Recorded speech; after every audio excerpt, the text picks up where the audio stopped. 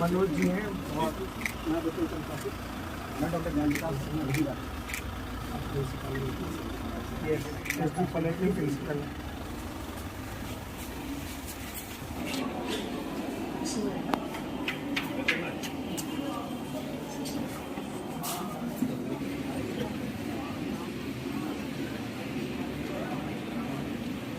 मैं आदरणीय महेंद्र कुमार जी से निवेदन करती हूँ कि वो मंच होने का कष्ट करें।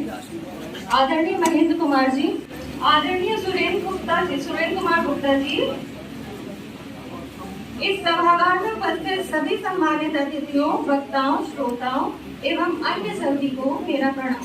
मैं अमृता वर्मा, विधि विभाग एसएसडी कॉलेज असिस्टेंट प्रोफेसर के स्वतंत्रता के अमृत महोत्सव में आज ये राष्ट्रीय संगोष्ठी आयोजित की गई है, जिसका विषय भारत को वैश्विक ज्ञान महाशक्ति बनाने में राष्ट्रीय शिक्षा नीति 2020 की भूमिका।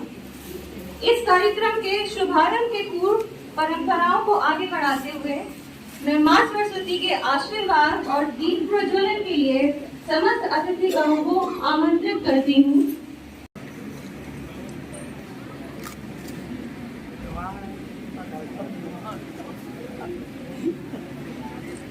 आगे वाले में लगाइए पूरी आ जाए, मतलब कहते कुछ नहीं वो आपकी नहीं। इस कार्यक्रम की अगली कड़ी में मैं डॉक्टर ब्रजेश नैनवी को आमंत्रित करती हूँ अतिथियों के बैज अलंकरण के लिए। डॉक्टर ब्रजेश नैनवी हमारी खींचो।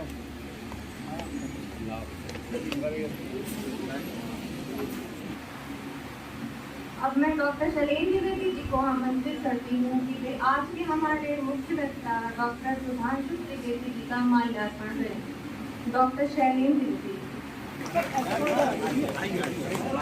कितना बड़ा है? बहुत बड़ा।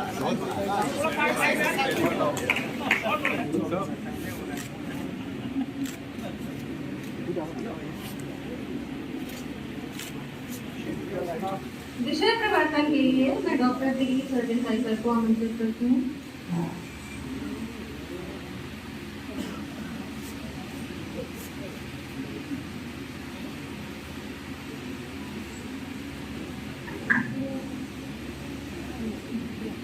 आज के इस कार्यक्रम में मंच पर उपस्थित कार्यक्रम के मुख्य अतिथि डॉक्टर सुधांशु त्रिवेदी जी,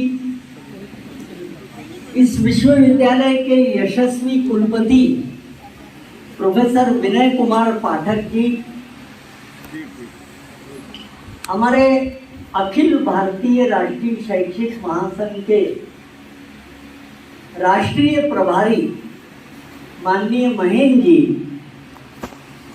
मंच पर उपस्थित सभी ज्येष्ठ और श्रेष्ठ महानुभाव तथा यहाँ उपस्थित शिक्षक बंधु और मेरे मीडिया कर्मी बंधु,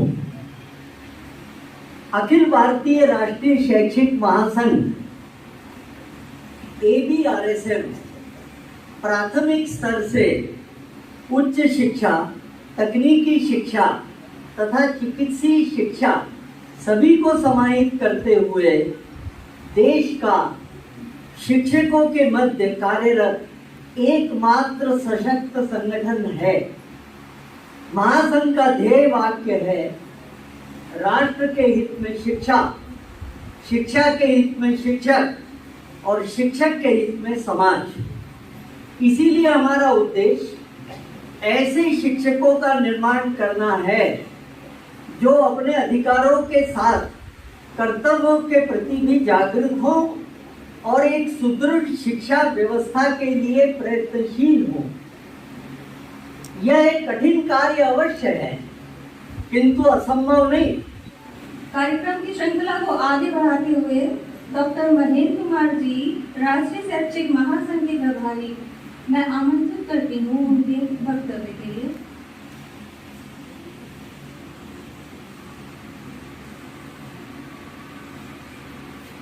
आज इस कार्यक्रम की अध्यक्षता कर रहे हमारे शिक्षा जगत से जुड़े हुए भारत का और भारत के बाहर का एक प्रमुख नाम प्रोफेसर विनय पाठक जी, जो संस्कृति कुलपति हैं।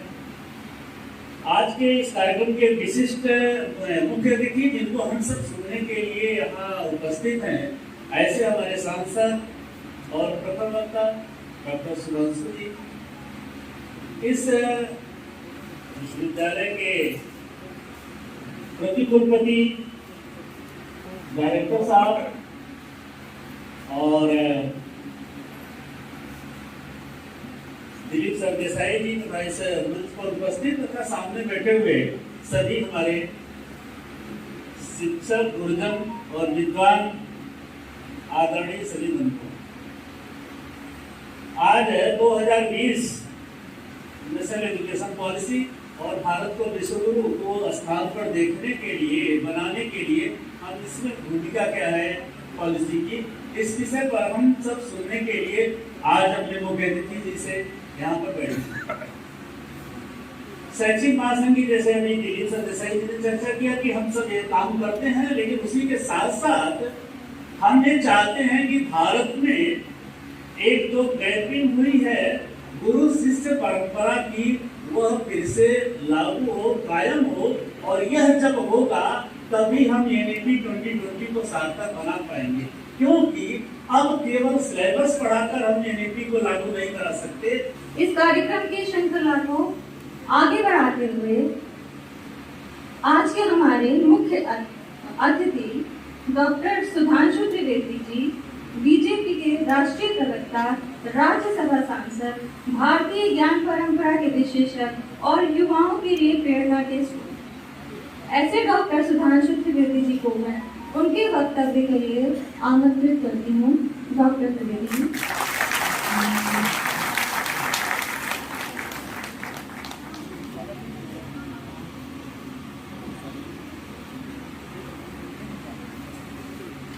मंच पर विराजमान आदरणीय डॉक्टर महेंद्र कुमार जी, विश्वविद्यालय के कुलपति, हमारे पुराने मित्र आदरणीय विनय पाठक जी, आदरणीय दिलीप सरदेसाई जी, प्रोफेसर सुधीर अवस्थी जी, मनोज अवस्थी जी, आर.के. द्विवेदी जी, और इस सभागार में उपस्थित सभी शिक्षक भाइयों और बहनों, जैसा कि अभी महेंद्र जी ने बताया, आज हम लोग इस विषय के ऊपर विचार करने के लिए एकत्र हुए हैं कि भारत को यदि वैश्विक ज्ञान शक्ति के रूप में उभरना है तो वह किस प्रक्रिया से उभर सकता है, और जो हमारी नई शिक्षा नीति है इसमें किस प्रकार के प्रावधान हैं जो उस दिशा में भारत के आगे बढ़ने का मार्ग प्रशस्त कर सकते हैं।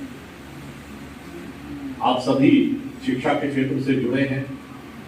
एक तो मुझे जब भी कभी मैं विश्वविद्यालय के शिक्षकों के बीच में आता हूं तो मुझे एक अलग अनुभूति होती है, क्योंकि मैं स्वयं विश्वविद्यालय में शिक्षक रहा हूं और हमारे माता जी पिताजी दोनों ही शिक्षक रहे।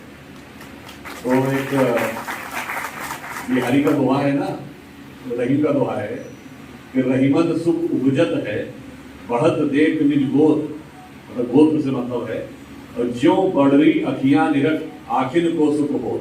जैसे बड़ी बड़ी आंखों को देख के आंख को सुख होता है, तो अपने संपर्क के लोगों के बीच में आकर मन को सुख होता है। देखिए, हम सभी ये जानते हैं कि जब हम भारत की वैश्विक ज्ञान शक्ति के उदय के विषय में कहेंगे तो इसका उद्गम तो भारत के नाम से ही हो जाता है। हमारा देश भारत, हम सभी जानते हैं, दो शब्दों से मिलकर बना है। भा अर्थात ज्ञान का प्रकाश, और रथ अर्थात उसमें लगा हुआ। ये संस्कृत के दो शब्दों से भा, जिससे भा शब्द से भास्कर और ये सब प्रकाश के प्रतीक बने, और रथ का मतलब होता है किसी भी चीज में लगा हुआ, जैसे कहते हैं कार्यरत है, वहां पर सेवारत है। तो भा प्लस रथ का मतलब क्या हुआ? वो जो ज्ञान के प्रकाश के अनुसंधान में सतत लगा हुआ है वह भारत है, which is in the परपीचुअल pursuit for the light of knowledge. और इसलिए भारत एक चेतना का स्वरूप हो जाता है, एक पॉलिटिको टेरिटोरियल एंटिटी नहीं हो जाता। इसलिए मैं कहूंगा भारत उस प्रवृत्ति का दुनिया में केंद्र हो जाता है कि जहां जो कहीं भी ज्ञान के प्रकाश के अनुसंधान में लगा है तो वो कहीं ना कहीं भारत से प्रभावित होगा या प्रकारांतर से भारत का अनुयायी बन जाएगा। इसीलिए भारत को तोड़ा नहीं जा सकता, और जो लोग इस ज्ञान की परंपरा से टूट जाते हैं उनका क्या हश्र होता है। आप उदाहरण देखिए, आज ही अगर आपने न्यूज देखी हो तो यूएस प्रेसिडेंट जो बाइडेन का क्या स्टेटमेंट है कि हमारा पड़ोसी मुल्क पाकिस्तान दुनिया के सबसे खतरनाक देशों में से एक हो गया है। आप बताइए, मात्र 75 साल पहले हम और वो अलग होकर साथ ही चले थे, एक ही समाज था, एक ही विचार था, एक ही डीएनए था, और कहां से कहां पहुंचे। जब वो ये कह रहे हैं दुनिया का सबसे खतरनाक देश, तो मुझे याद आता है आज से ठीक 22 साल पहले मैं पहली बार अमेरिका गया था, तो मेरी आयु बहुत कम थी, सन 2000। अमेरिका के सांसद थे एंटोनी व्हीलर, वो ब्रुकलिन के सांसद थे। ये बात है जुलाई अगस्त सन 2000। उनसे मुलाकात हुई तो जानते हो उन्होंने क्या बोला था? Now there is going to be no comparison between India and Pakistan. ये सन 2000 में बोल रहा है, और मार्च 2000 में बिल क्लिंटन भारत आए थे, और वो पहली बार ऐसे अमेरिकी राष्ट्रपति थे जो 5 दिन भारत में रहे। इससे पहले जब भी कोई भारत में अमेरिका का राष्ट्रपति आता था तो पाकिस्तान जरूर जाता था, और बिल क्लिंटन 5 दिन भारत में रहे थे, 5 घंटे से कम समय पाकिस्तान में रुके थे, और उसके बाद ओबामा आए तो वो उधर गए। तो उसने आते क्या बोला? उसने कहा now in the coming years there can not be any comparison between India and Pakistan. India is all set to emerge as the intellectual capital of the world within a decade और 2। आप बताइए, हम ऐसे आगे बढ़े, और जो उसने बोला था वो गलत नहीं था। वो 2000 में बोला, 2008 में बराक ओबामा ने अपने प्रेसिडेंशियल इलेक्शन कैंपेन में बोला था, नॉर्थ कैरोलिना में 11 या 12 सितंबर की बात है, इसलिए मुझे याद है क्योंकि मैं उस समय वहां था American council for young political leaders program में। उन्होंने कहा था अपने चुनाव प्रचार, we have to make our children work hard because we have to compete with Beijing and Bangalore. मतलब बताइए, ये भारत की महत्ता कि अमेरिका इस बात से डर रहा है कि अगर हमारे बच्चों ने मेहनत नहीं की तो मुकाबला बीजिंग और बेंगलोर से है, हमारे बच्चे पिछड़ जाएंगे। और आज स्थिति क्या है कि हम दुनिया में एक इंटेलेक्चुअल कैपिटल बन के उभर रहे हैं, और बगल वाला टेरर कैपिटल बन के उभर रहा है। इसलिए क्यों? जानते क्या होता है?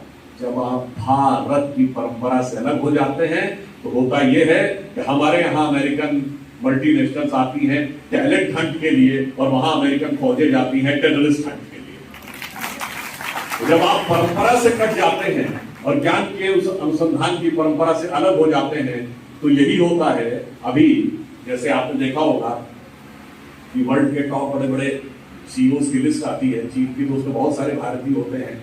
गूगल का सीईओ, माइक्रोसॉफ्ट का सीईओ, पेप्सी की चीफ, इवन पहले मास्टर कार्ड का चीफ रह चुका। आप तो शायद बहुत लोगों को पता है जनरल एटॉमिक्स एक कंपनी, उस जनरल एटॉमिक्स का भी चीफ जो है वो विवेक लाल इंडियन है। इतने सारे चीफ हैं, और वहां क्या पकड़ा जाता है? कभी ओसामा बिन लादेन, अलकायदा का चीफ पकड़ा जाता है, कभी बॉर्डर पे अमन अंजा बाहरी पकड़ा जाता है। और इतना ही नहीं, फिर कभी तो अफगानिस्तान भी हमारा हिस्सा था, दुर्योधन का ननिहाल तो वही था। आज वहां देखिए क्या बर्बादी का मंजर है, एक दूसरे का गला काटने में लगे हैं।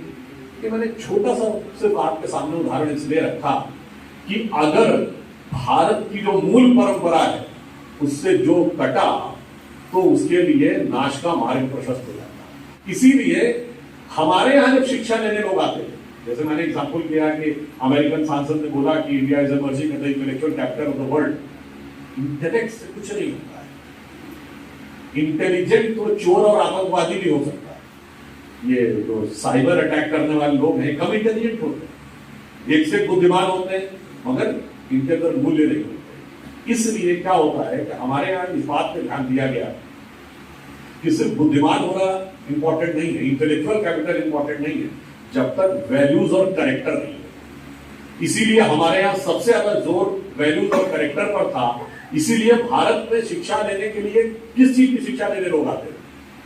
अगर आपने वो प्राचीन संस्कृत का श्लोक सुना हो जिसमें लिखा है कि एतद् देशे प्रसूतस्य सकाशातग्र जन्मना स्व स्व चरित्रम शिक्षेरन पृथ्व्याम सर्वमानव। अपने अपने चरित्र की शिक्षा लेने के लिए भारत में आते थे कि कैसे कैरेक्टर बिल्डअप होता है, और वहां से लेके केवल 100-125 साल पहले तक हमारी ये परंपरा थी। आपको वो प्रख्यात घटना याद होगी कि स्वामी विवेकानंद जब वहां गए और उनको देख के लोग हंसने लगे तो उन्होंने कहा, your country tailor makes the man in our country character makes the man. अगर आज की स्थिति भिन्न हो गई है और फिल्मों में वो गाना बजता है कि क्या करूं मैं साला कैरेक्टर ढीला है। आज लोग कहते हैं देश बदलो भेष बदलो। कुछ साल पहले विज्ञापन आता है, भाई भेष से कुछ होने वाला है? हमारे यहाँ इसमें जोर नहीं था। भारतीय ज्ञान परंपरा व्यक्ति की आंतरिक शक्ति को जागृत करती थी, आंतरिक मूल्य को जागृत करती थी और उसके द्वारा वह शक्ति प्राप्त होती थी। और आप देख लीजिए जितनी भी चीजें हैं उसमें आंतरिक शक्ति में शक्ति अधिक होती है, बाह्य शक्ति में अधिक होती है। आप अपनी फिजिकल पावर से कितने आदमियों को हरा सकते हैं? बहुत ताकतवर हो जाएंगे, 2, 3, 4 आदमियों को हरा लेंगे, इससे ज्यादा को तो नहीं हरा सकता कोई। मगर यदि आप अपनी बुद्धि का प्रयोग करते हैं तो 400 नहीं, 4000 नहीं, 4 लाख को भी प्रभावित कर सकते हैं। और यदि आत्मिक चेतना का विकास कर लेते हैं, आपके अंदर कोई डिवाइन चीज दिखने लगती है, तो आप करोड़ों करोड़ लोगों को सैकड़ों सालों तक प्रभावित करते रह सकते हैं। यानी जो जो आप सूक्ष्म में जाते हैं तो आपकी शक्ति विराट होती है। और वैसे भी ज्यादा डिटेल में जाते हुए जो मैकेनिकल मशीन है उससे ज्यादा ताकत केमिकल मशीन में होती है। जो मैकेनिकल मशीन थी उससे ज्यादा इंजन में पावर होती है ना। किसी मैकेनिकल पावर से आप 125 किलोमीटर 100 किलोमीटर की स्पीड पे गाड़ी नहीं चला सकते, वो केमिकल फोर्स से चलती है। और केमिकल फोर्स से ज्यादा है महत्वपूर्ण क्या है? Atomic force. अगर एटॉमिक फोर्स नहीं आया होता तो हम अंतरिक्ष में जा ही नहीं सकते थे, क्योंकि अंतरिक्ष में जाने के लिए रॉकेट और सैटेलाइट को जितना ईंधन चाहिए उतना वो केमिकल फ्यूल ले ही नहीं जा सकता। तो आप ये समझिए जितना अंदर उतरिएगा उतनी विराट शक्ति आपकी प्रतीक्षा कर रही है। और आप देखिए एटॉमिक फोर्स से ज्यादा पावरफुल न्यूक्लियर फोर्स आया, एटम बम से ज्यादा पावरफुल न्यूक्लियर बम होता है, और न्यूक्लियर फोर्स से ज्यादा पावरफुल क्या आया? Electromagnetic wave. तो आज का जमाना डिजिटल मेरा यू बटन दबाया और अगले क्षण न्यूयॉर्क में बात हो रही है। एक साथ आप यहां तो बैठे हुए लाइव स्ट्रीमिंग करके सैकड़ों लोगों से वहां बात कर रहे हैं। ये गति तो किसी भी फोर्स से संभव नहीं थी, ना एटॉमिक फोर्स से ना न्यूक्लियर फोर्स से। इसलिए हमारे कहा गया अंतर की यात्रा करो हमारी ज्ञान परंपरा में।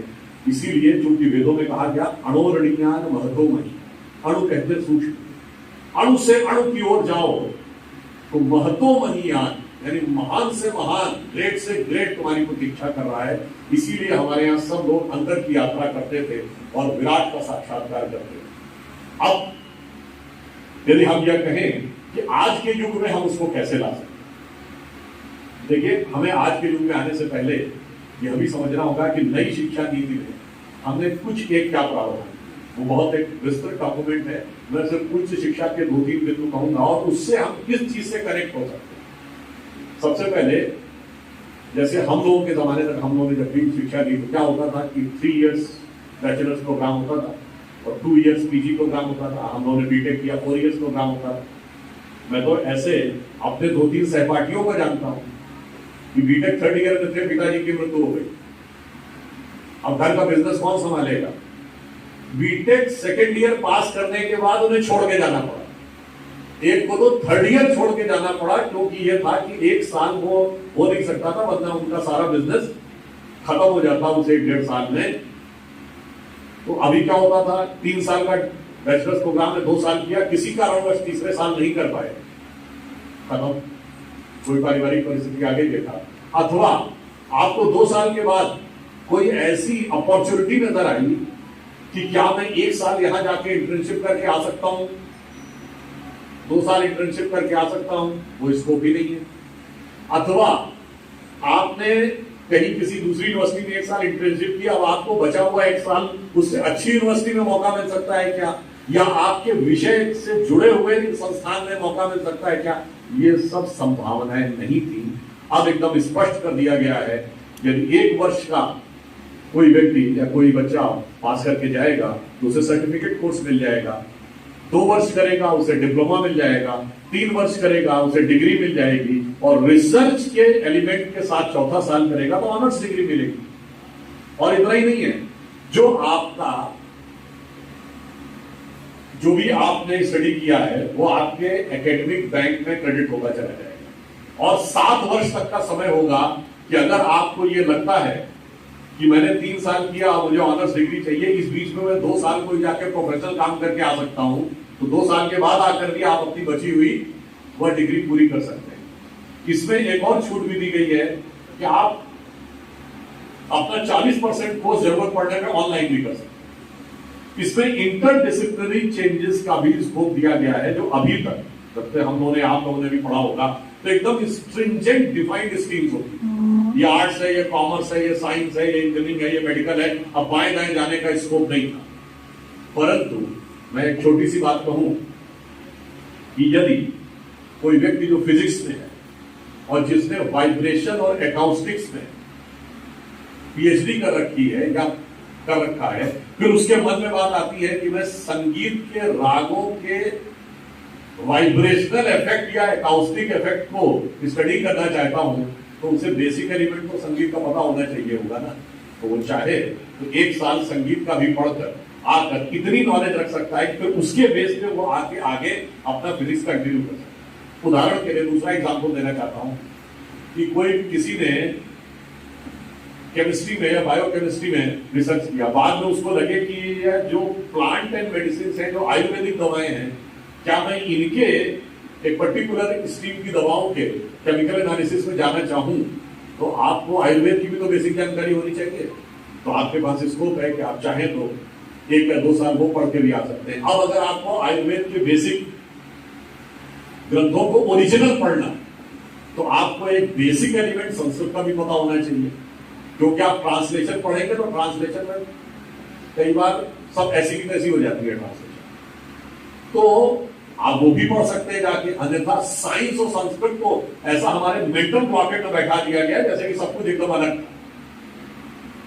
इसलिए अब जैसे इंजीनियरिंग में हमारे एक साथी थे, उन्होंने मैकेनिकल इंजीनियरिंग में डिग्री किया, उसके बाद उनके माइंड में ये आया, उन्होंने जिस चीज पर रिसर्च किया था कि ये जो हमारे हड्डी में जो जोड़ होते हैं ऑर्थोपेडिक्स, इसके अंदर उस चीज का कैसे उपयोग किया जा सकता है।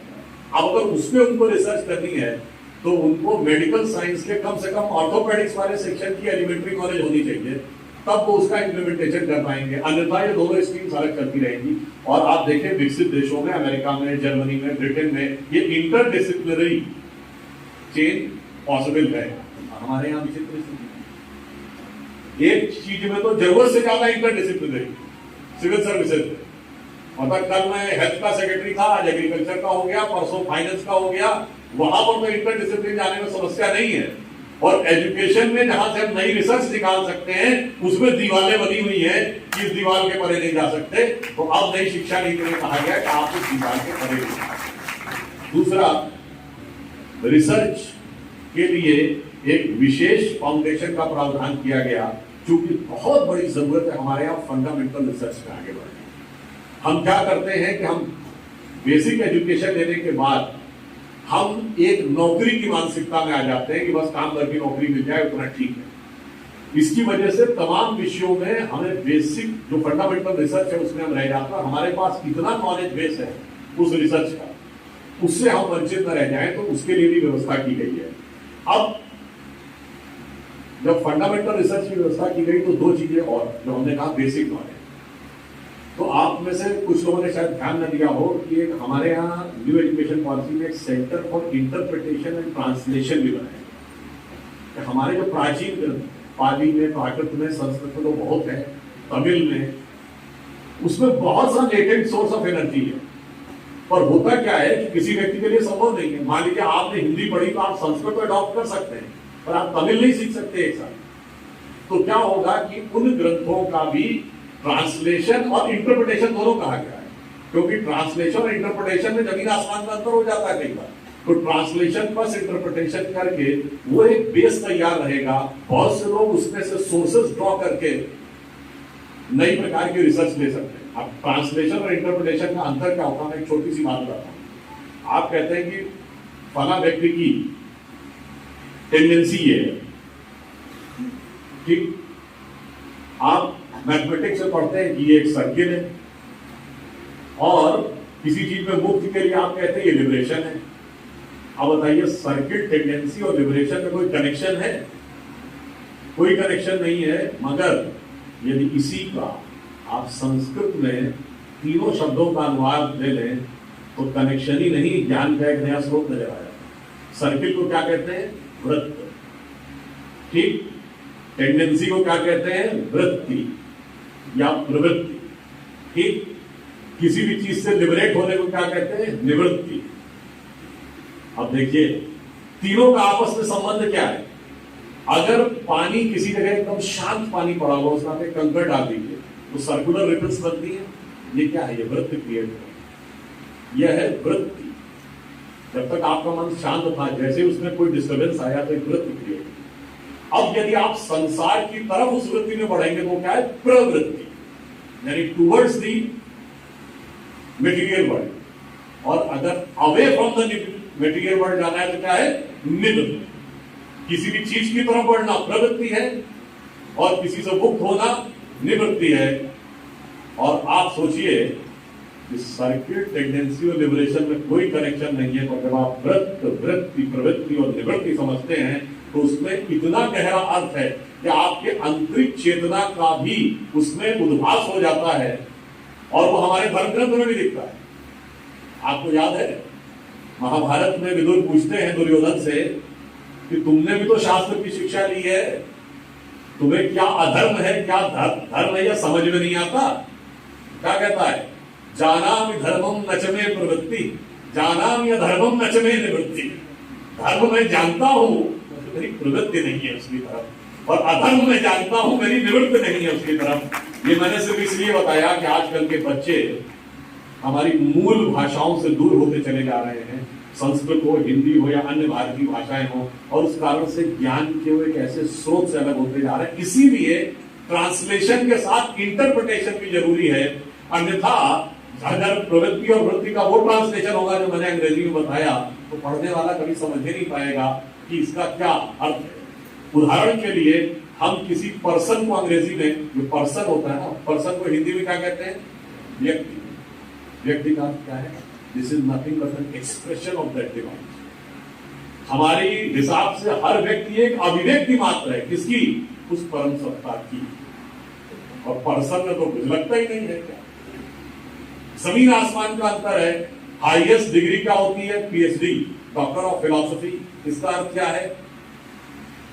फिल मतलब चाहने वाला, sophia Greek word for book, यानी जो किताबों का प्रेमी हो वो फिलॉसफर है, किताब में डूब जाए वो फिलॉसफर है। अरे जनाब, किताब में तो मैंने बताया ना, साइबर अटैक करने वाले भी डूबे रहते हैं।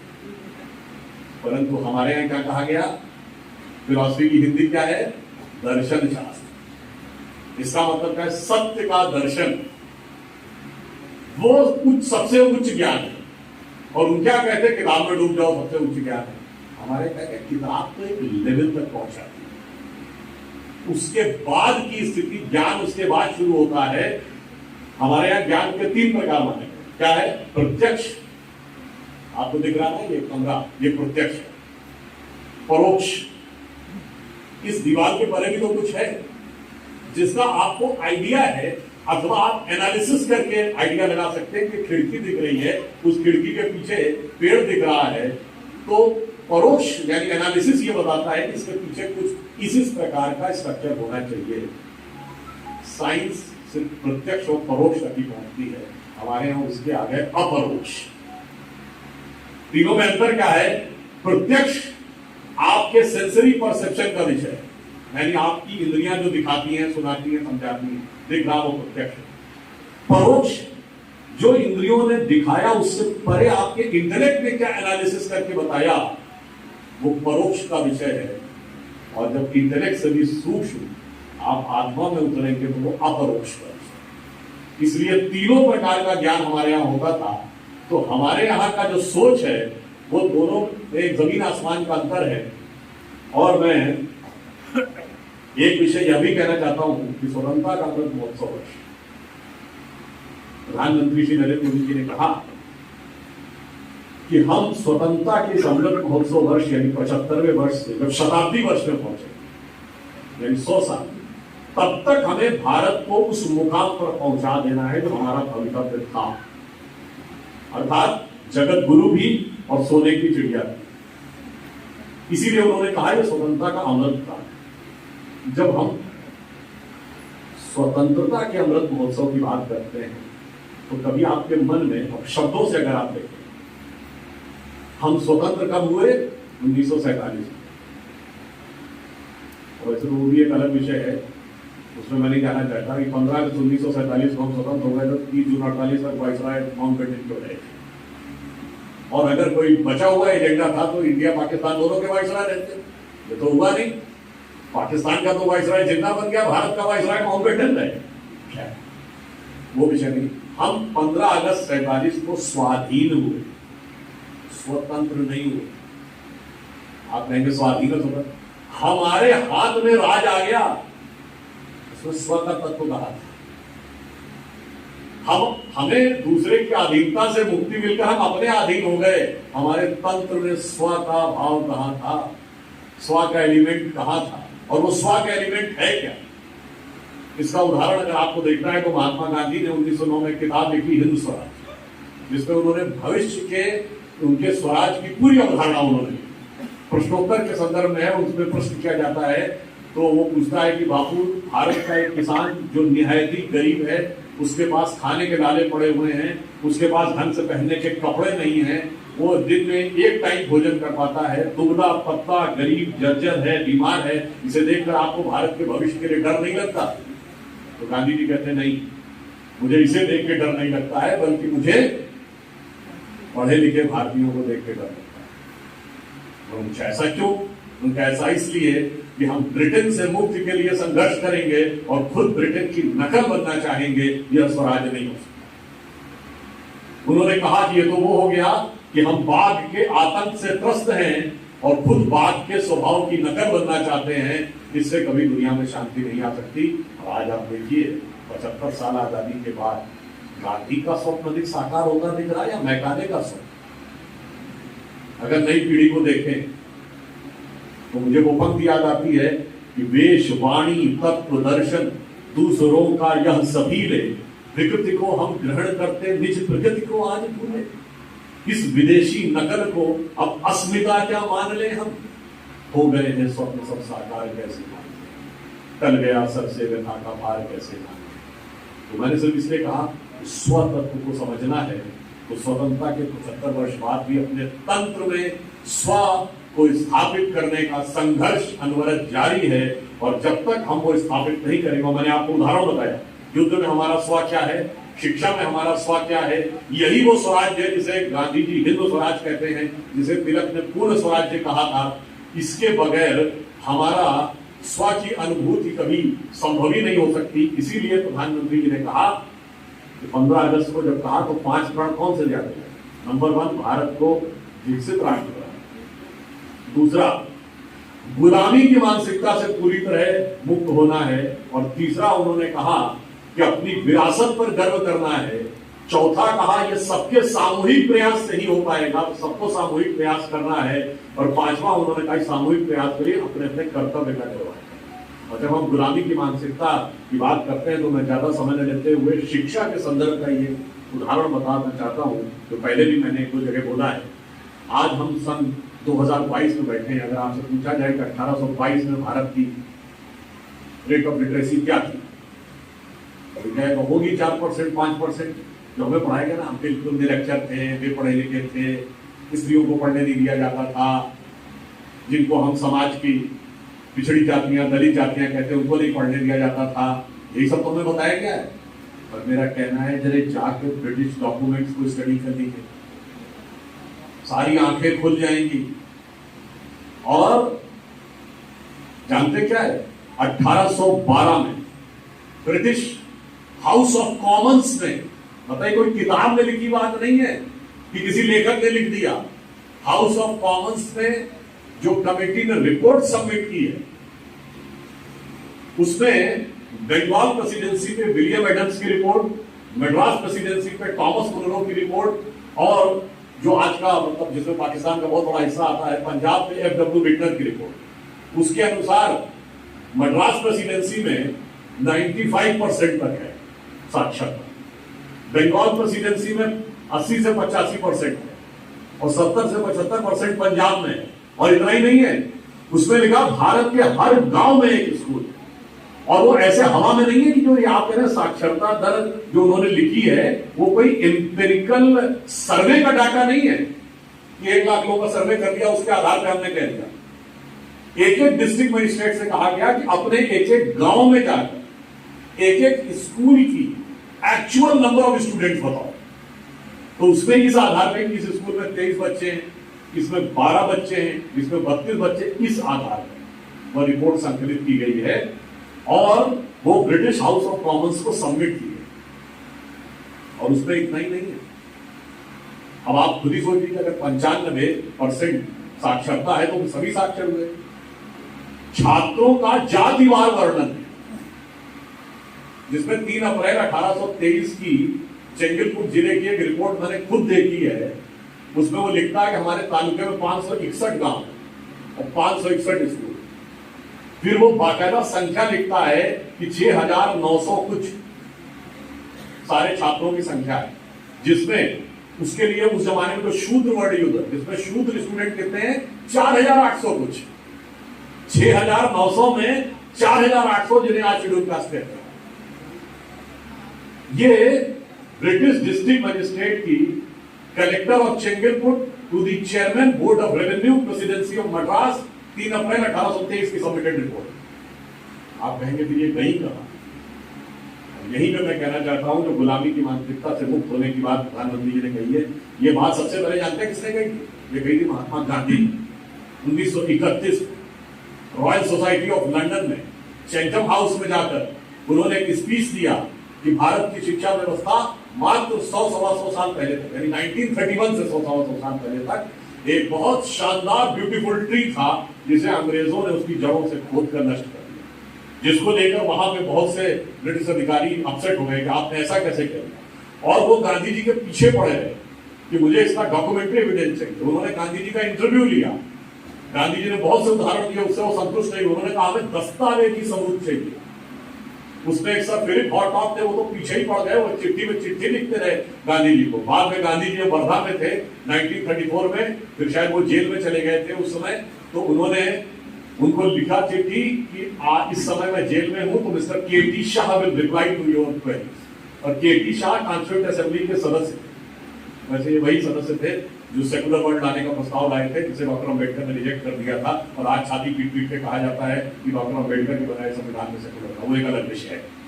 अब सुनिए, के.टी. शाह उनको रिप्लाई करके यही विलियम एडम्स टॉमस मुनरो की रिपोर्ट भेजते हैं। अब फिलिप और टॉम और जो अंग्रेज है वो थोड़ा चकरा जाते हैं, वो उसके बाद इसको मानने को तैयार नहीं होते। तब उनसे कहा जाता अपने जाके देखिए ब्रिटिश हाउस ऑफ कॉमन्स में।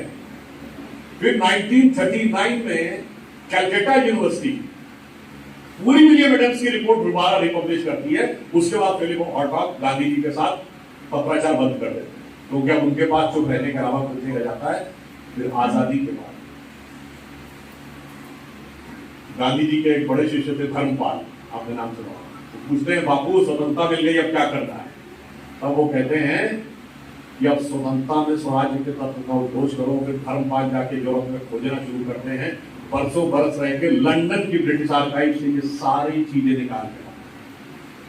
अब आप सोचिए, ये फैक्ट तो हमारे सिलेबस का हिस्सा होना चाहिए। और होता क्या है, यहाँ पे थोड़ी पॉलिटिक्स आ जाती है। 1960 हमने अपना सारा का सारा जो इंटेलेक्चुअल एस्टैब्लिशमेंट था वो लेफ्टिस्ट को आउटसोर्स कर दिया। 1969 में जब इंदिरा गांधी की हुकूमत की सरकार को कम्युनिस्टों ने समर्थन दिया, उसके बाद तो टोटल कब्जा कर लिया। चुन चुन कर ये सारी चीजें हटा दी गई और उन्हीं धर्मपाल को 1962 में जेल में डाल दिया गया, क्योंकि चीन के युद्ध पर चीन की नीति का नेहरू जी का उन्होंने विरोध किया। आप सोचिए, इतना बड़ा गांधीवादी जितना इतना रिसर्च करके ये सारे फैक्ट्स ला के दिए, तो आज किसी भी भारतीय के लिए गौरव की बात है। भारत की शिक्षा व्यवस्था के लिए उसे जेल में डाल दिया गया। इसीलिए हम ये कह रहे हैं गुलामी की मानसिकता के आवरण से बहुत हमें बचने की जरूरत है। एक बिंदु और कह दूं गुलामी की मानसिकता में, उस जमाने में बड़ी मजे की बात यह है कि कास्ट जैसी कोई चीज ही नहीं थी। ये कास्ट शब्द पुर्तगाली है, और जो कहते हैं ना कि 1931 की जनगणना में 4,414 जातियां थी, 5,000 पाई जाती हैं। हमने पहले भी कहा है भाई एक कोई हिंदू धर्म ग्रंथ दिखाओ तो जिसमें 5,000 जातियों का नाम लिखा है, पहले लिखा हुआ दिखा दो, फिर उस सीरीज में लिखा हुआ दिखा दो जिस सीरीज की तुम बात करते हो। भाई ये बताइए तेली ऊंचे की माली ऊंचे, लोहार ऊंचे, सुनार ऊंचे, किस धर्म ग्रंथ में लिखा है? और ये जातियां हैं कि ये फंक्शनल वर्ग है? ये लिखा है ब्रिटिश सेंसस कमीशन की रिपोर्ट में 1861 में। हर्बर्ट रिस्ले नाम का एक कमिश्नर था, ब्रिटिश सेंसस कमिश्नर, जिसने 1891 के बाद क्या कहा कि इन जातियों को हम एक कैटेगराइजेशन दें। अच्छा, अगर 4,000 की तो अल्फाबेटिकल ऑर्डर में लिखा होना चाहिए, लॉजिकल है ना, 4,000 का कोई डाटा ना। उसने कहा नहीं, अब इसमें हायरार्की हम तय करेंगे। आप सोचिए 4,000 की हायरार्की कौन तय कर सकता है?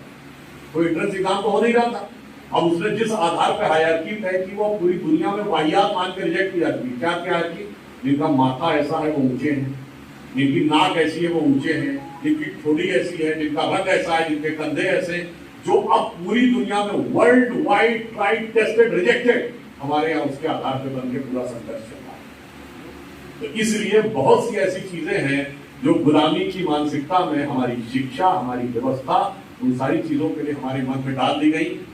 अब यदि भारत को वैश्विक ज्ञान के उस प्रतीक के रूप में उभरना है, 21वीं सदी में नए स्वरूप में, अमृत काल में अमृत निकलना है, तो उससे पहले विश्व निकलना ही होगा। तो पहले आप सब शिक्षकों का यह दायित्व है, मेरा ये मानना है। बहुत सी चीजें, हर चीज सिलेबस में नहीं होती, हर चीज सिलेबस में डाली भी नहीं जा सकती। हमने, आपने, हमसे पहले वाली जनरेशन ने जो वैल्यूज सीखी, उसमें से 10 में से 9 वैल्यूज हमने अपने नाना नानी दादा दादी से सुन के सीखी, कहानियों और कथाओं से सुन के सीखी। आज हम अगर बच्चों को यह संस्कार नहीं देंगे, हम अपनी तरफ से अध्ययन करके बहुत से ऐसे फैक्ट लेक्चर के दौरान लोगों को बता सकते हैं, तो कह सकते हैं बच्चों जाओ इसको चेक कर लो। आज तो कोई इशू में नहीं, इंटरनेट पे जाके कोई भी चेक कर सकता है।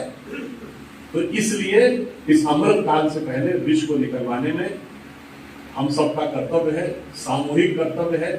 और तब उस ज्ञान के आधार पर भारत विश्व में निश्चित रूप से उभर कर सामने आएगा।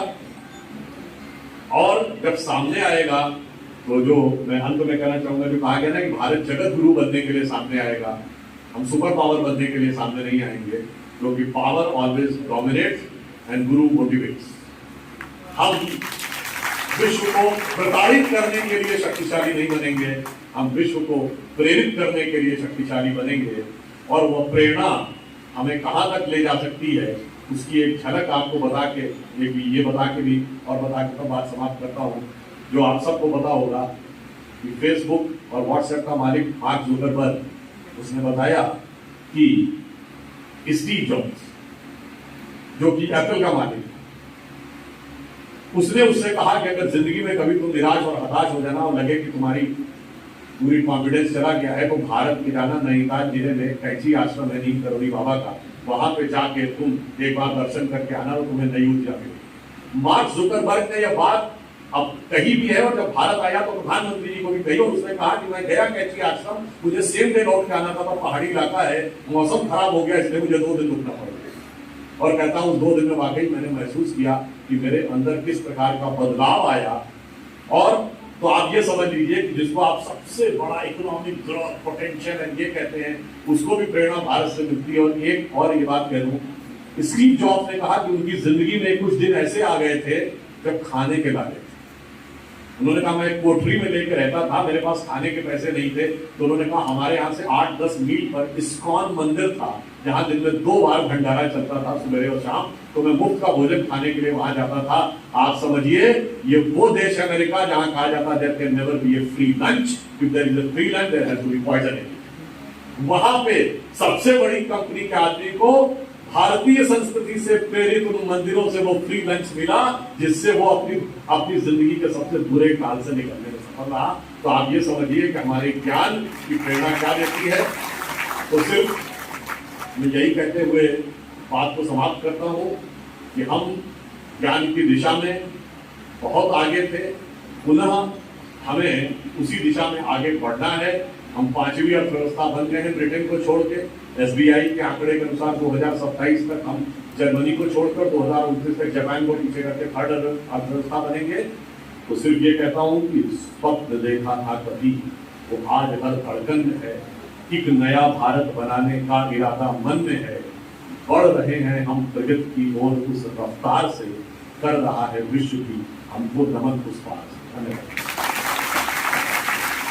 डॉक्टर सुधांशु त्रिवेदी जी के ओजस्वी वचन, जो कि आज के हमारे राष्ट्रीय सेमिनार विषय भारत को वैश्विक ज्ञान महाशक्ति बनाने में राष्ट्रीय शिक्षा नीति 2020 की भूमिका को सुनकर हम सभी कृतार्थ हैं। उनके द्वारा बोले गए वचनों से हमें भारत के प्राचीनतम और महानतम होने की अनुभूति होती है। हमें हमारे देश के गौरवशाली इतिहास, प्राचीनतम परंपराओं एवं विश्व प्रख्यात आध्यात्म की व्याख्या का सरलतम रूप माननीय सुधांशु जी से प्राप्त होता है। इसके लिए हम सभी आपको हृदय से आभार व सादर धन्यवाद अर्पित करते हैं। धन्यवाद करते हैं। आप सभी का निवेदन है कि कृपया अपनी अपनी सीटों पर बैठ जाइए। आज के सभागार में हमारे बीच बहुत ही डायनेमिक पर्सनालिटी, बहुत ही टेक्नो फ्रेंडली छत्रपति साहू जी महाराज के माननीय कुलपति, साहू जी महाराज विश्वविद्यालय के माननीय कुलपति प्रोफेसर विनय कुमार पाठक जी को उनके उद्बोधन के लिए मैं आमंत्रित करती हूँ। प्रोफेसर पाठक।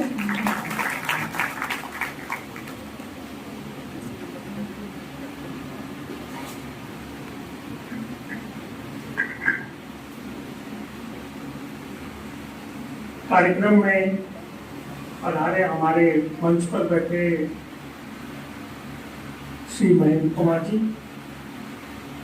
आज के हमारे मुख्य अतिथि प्रखर वक्ता और जिनके ओजस्वी भाषण से हम लोग ओतप्रोत हुए हैं, ऐसे डॉक्टर सुधांशु त्रिवेदी जी, हमारे विश्वविद्यालय परिवार के प्रतिकुलपति डॉक्टर सुधीर अवस्थी जी, राजेश द्विवेदी जी, इस हमारे कार्यक्रम के सूत्रधार और जिनकी कल्पना से ये कार्यक्रम साकार हो रहा है, ऐसे डॉक्टर दिलीप सरदेसाई जी,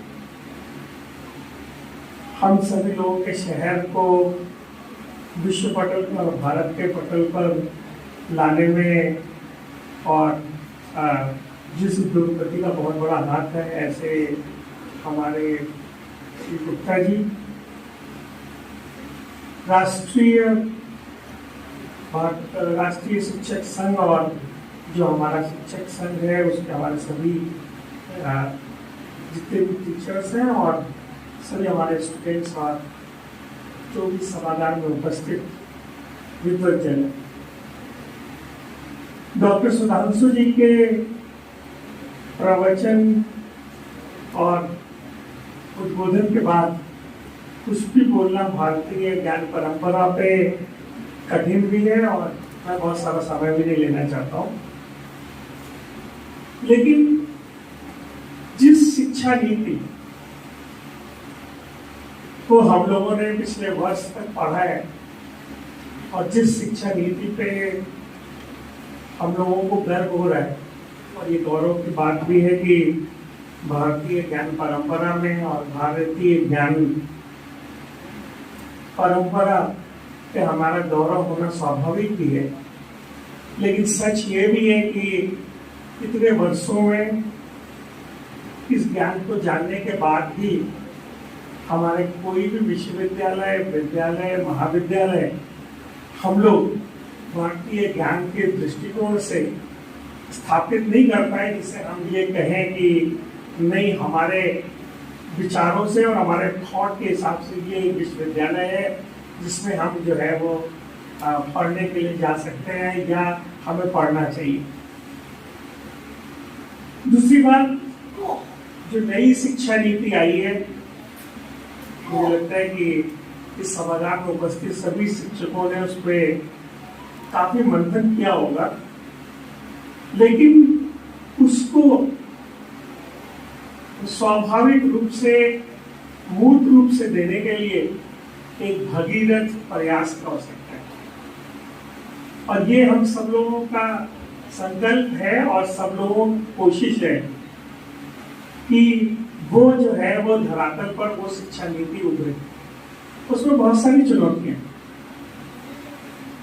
पहली बात तो लगभग हमारे महाविद्यालय और विद्यालय और विश्वविद्यालय वर्चुअल होते जा रहे हैं। अभी सुधांशु जी ने कहा कि 40% ऑनलाइन कोर्सेज पे है। तो हम सब लोग जानते हैं कि हम लोग बहुत मुश्किल से 8 बजे से लेकर 2 बजे तक विश्वविद्यालय विद्यालय में रुकते हैं, और जो सचमुच ज्ञान परंपरा को आगे बढ़ाने का वो है संवर्धन, उसके लिए सबसे पहले तो शिक्षकों के समय की बहुत सारी आवश्यकता है। मुझे याद है कि मेरे पिताजी अभी भी कहते थे कि हमारे स्कूल के जो अध्यापक थे वो दिन में तो पढ़ाते ही थे, रात में भी बच्चों को वो जो भी विद्यालय का नाम बता रहे थे सुधांशु जी, जो उस रिपोर्ट में लिखा होगा, वहाँ पे मास्टर साहब को भले ही 4 महीने बाद तनख्वाह मिलती थी, लेकिन वो बच्चों को रात में भी बच्चों से कनेक्टेड रहते थे। आज भले हमारे पास व्हाट्सएप है या फेसबुक है या और भी सोशल मीडिया है, लेकिन हम सब लोगों में से अपने स्टूडेंट से कनेक्शन बहुत सारे कम लोगों का कनेक्शन। और मैं तो विश्वविद्यालय का एक ही लिटमस टेस्ट मानता हूँ, या किसी भी संस्था का, जब उसमें पढ़ाने वाला अध्यापक अपने बच्चे को उसी संस्था में पढ़ाने के लिए प्रेरित करता है। ये हम सब लोग अंदर से तय कर सकते हैं और मंच वाले भी तय कर सकते हैं कि जो इनके बच्चे हैं, बोर्ड है, जिस कॉलेज में हम पढ़ाते हैं उसमें हम पढ़ाने के लिए तैयार हैं कि नहीं, या हम उसे फिट समझते हैं कि वो पढ़ा सकता है कि नहीं पढ़ा सकता। जिस शहर में मैं उद्योगपति हूँ, मेरे यहाँ पे ऐसे विश्वविद्यालय है इस संस्था में कि मैं अपने बच्चे को यहाँ पढ़ा सकता हूँ, या मैं तो बोलता हूँ कि नहीं साहब आप ये ज्ञान परंपरा लीजिए, लेकिन मैं अपने बच्चे को हॉर्वर्ड, स्टैनफोर्ड और जॉन हॉपकिंस और इन सब विश्वविद्यालयों में या यहाँ से गुरु गोपी जिंदल और इन सब यूनिवर्सिटी को पढ़ाने चाहता हूँ। ये एक चुनौती की बात है, और ये बहुत महत्वपूर्ण चुनौती है कि जिन कॉलेजेस को और जिन महाविद्यालयों में डॉक्टर सरदेसाई जी भी हैं, कि हम सब टीचर्स जो शैक्षिक महासंघ के हैं, क्या हम उस विश्वविद्यालय या महाविद्यालय को उस लायक बना रहे हैं कि आगे आने वाली परंपरा में बेस्ट स्टूडेंट उसी विद्यालय में पढ़े। दूसरा महत्वपूर्ण जो इस चुनौती के बारे में है, अभी सुधांशु जी और महेंद्र जी दोनों ने कहा कि अगर मैं साइंस का स्टूडेंट हूँ मैं म्यूजिक पढ़ना चाहता हूँ, अगर मैं म्यूजिक का स्टूडेंट हूँ तो मैं साइंस पढ़ना चाहता हूँ। तो हम लोगों ने पिछले 1 साल में डॉक्टर द्विवेदी, पीजीसी साहब और बहुत सारे लोगों ने हमें चुनौतीपूर्ण है कि क्या म्यूजिक वाले इंस्टीट्यूशन में सचमुच साइंस का टीचर अवेलेबल है कि नहीं है, और गवर्नमेंट इंस्टीट्यूशंस में, प्राइवेट इंस्टीट्यूशंस की तो हालत जो है ही, गवर्नमेंट इंस्टीट्यूशंस में भी टीचर 50% से कम है। तो उस समय इस तरह की जो नई शिक्षा नीति है जिसे राष्ट्रीय शिक्षा नीति कह रहे हैं, उसके लिए क्या चुनौती है, उसको कैसे इम्प्लीमेंट करेंगे, यह एक प्रश्न है जिसका उत्तर आप सब लोगों को मिलकर ढूंढना होगा। आपके जो टेक्निकल सेशन है अगर उसमें हमारे पास कोई सुझाव आएगा तो यह विश्वविद्यालय उसको इम्प्लीमेंट करेगा। और मेरा एक निवेदन है कि सेमिनार में अंतिम तक रुककर एक मंथन होना चाहिए, और उस मंथन की जो भी अमृत निकले उससे आप हम लोग को बताइए और हम लोग उससे जो है वो दूसरा एक महत्वपूर्ण विषय है, और वो विषय भी बहुत महत्वपूर्ण इसलिए है, जो है रैंकिंग और एक्रेडिटेशन, प्रत्यायन और विश्व पटल पे रैंकिंग। आप देखते होंगे हर दिन विश्व की ग्लोबल रैंकिंग्स आती है। कल की परसों भी यूएस की 100 इंस्टीट्यूशंस की रैंकिंग आई थी, और हम लोग के इंस्टीट्यूशंस वास्तव में रैंकिंग फ्रेमवर्क में नहीं है। इसके 2 कारण हैं। एक तो जो रैंकिंग के पैरामीटर्स हैं वो पैरामीटर्स हम लोगों से मैच नहीं कर रहे हैं, और दूसरा रैंकिंग के पैरामीटर्स के लिए या जो क्वालिटेटिव पैरामीटर्स है उसमें हमारा बहुत सारा क्रिएशन नहीं है या बहुत सारा काम नहीं है।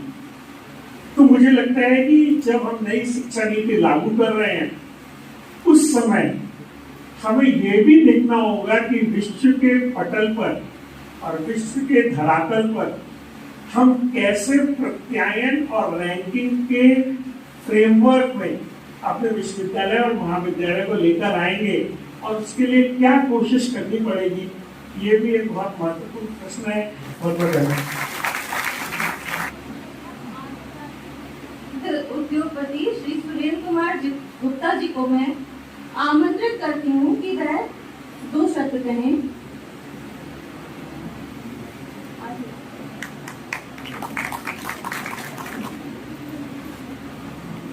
सभागार में समुपस्थित मां सरस्वती को प्रणाम करते हुए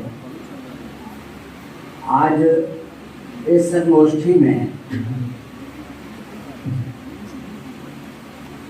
अपने चीफ गेस्ट माननीय द्विवेदी जी को सुनकर समझकर और मंच पर आसीन सभी विद्वद्जनों का सुनकर बहुत ही ज़्यादा प्रभावित हूँ और अपने आप को आज का दिन के लिए बड़ा धन्यवाद ज्ञापित करता हूँ कि ऐसी भावनाओं से अवगत हुआ।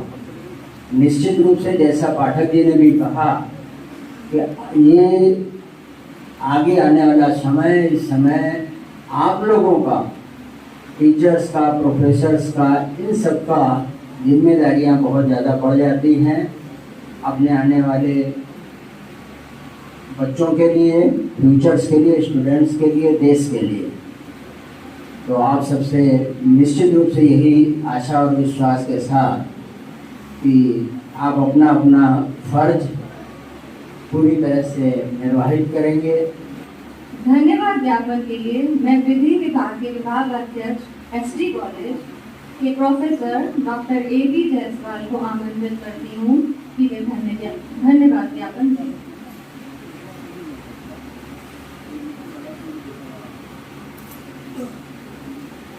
आप सभी को मेरा प्रणाम। कार्यक्रम के समापन की श्रृंखला में इस कार्यक्रम में पधारे हमारे मुख्य अतिथि जी, जिनको आप सभी लोगों ने सुना। दिलीप चंद्र देसाई सर के पहली बार निवेदन पे उन्होंने सहर्ष आना स्वीकार किया। हम लोग उनका उद्बोधन सुने, आप आए सर, आपका बहुत बहुत आभार। इस कार्यक्रम के आयोजन में विश्वविद्यालय के कुलपति महोदय के द्वारा न सिर्फ हम लोगों का मार्गदर्शन किया गया, जो भी आवश्यकता थी वो हम लोगों को उपलब्ध कराया गया।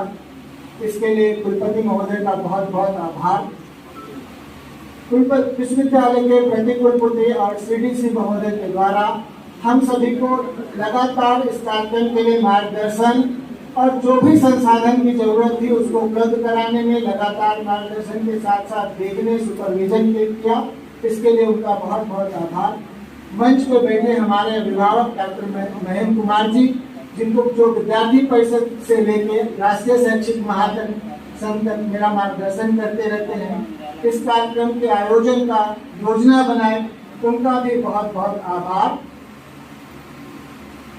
प्रदेश संयोजक डॉक्टर दिलीप सर देसाई, जो खुद एक कर्मयोगी हैं, इस कार्यक्रम के मैं और मनोज जी संयोजक जरूर हैं, लेकिन वो उनके बैकबोन है, उन्होंने ही पूरी तैयारी कराई। हम लोग दूसरे कार्यक्रम में थे। सर, आपका बहुत बहुत आभार। इस पूरे कार्यक्रम में प्रसिद्ध उद्योगपति, समाजशास्त्री, समाज सेवी सुरेंद्र गुप्ता जी का भी बहुत आभार और हमारे बहुत सारे महाविद्यालय के साथी, क्षेत्रीय शिक्षा अधिकारी और बहुत पूर्व प्राचार्य, सारे लोग उपस्थित हैं। सबका बहुत बहुत आभार। धन्यवाद। अपने राष्ट्रीय गीत के लिए अपने अपने स्थान पर खड़े हो जाएं। मैं डॉक्टर विजेश नानवी को आमंत्रित करती हूँ राष्ट्रीय गीत के लिए।